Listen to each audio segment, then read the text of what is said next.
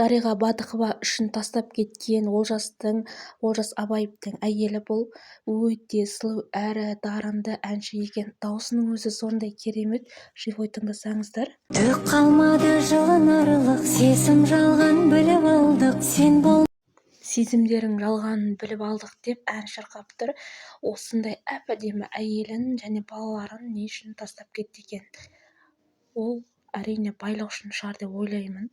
Өйткені Дариға Бадықованың көптеген ақшалары бар, ол рас. Ал сіздер қалай ойлайсыздар? Осындай әп-әдемі әйелін тастап кетуге тұрарлық іс пе екен? Оны енді өздеріңіз алдағы уақытта тағы да көресіздер. Олжас пен Дариғаның балалары болмақ деп жатыр. Тіпті алдағы уақытта үйлену тойлары да болады екен. Оны өздері де жасырмай айтып жатыр. Киноларының барлап біткен кезде өздерінің жаңа өмірлерін, тағдырларын тағы да әлеуметтік желілерге салып паш ететіні хақ. Бірақ Олжастың бұрынғы әйелінің сондай сұлулығы, дауысы өте адамның құлағына жағымды естіледі, тартымды.